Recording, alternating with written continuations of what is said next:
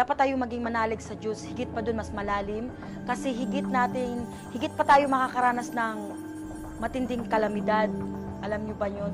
Kahit yung tinatawag natin na krimen, higit natin maranasan yan sa mga darating na buwan o taon.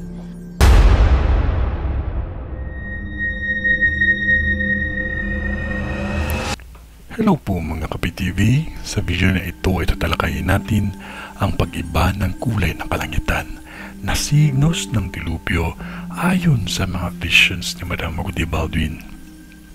Pero kung ikaw hindi pa nakasubscribe sa aking channel, baka naman.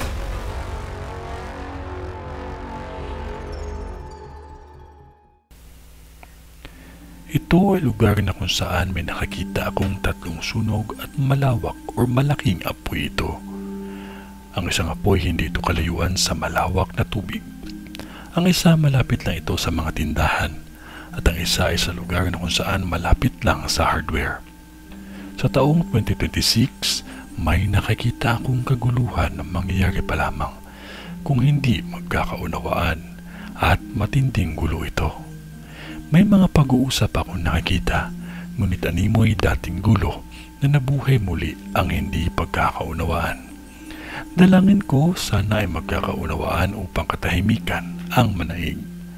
Matinding gulo ito na nakikita ko.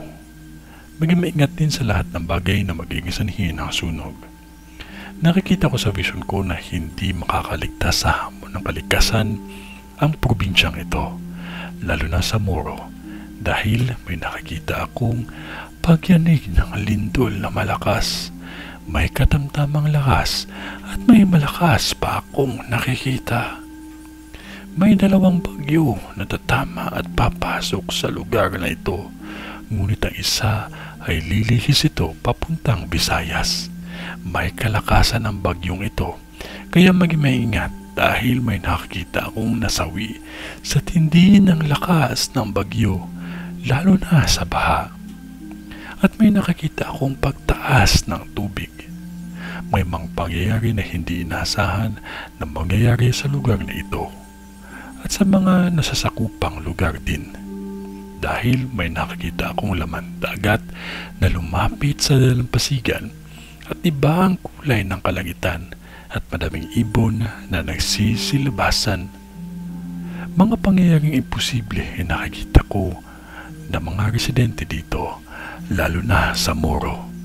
Matinding pinsala ito, kaya maging maingat. Kahit na magkaiba tayo ng relihiyon, huwag nating kalimutan ang manalangin.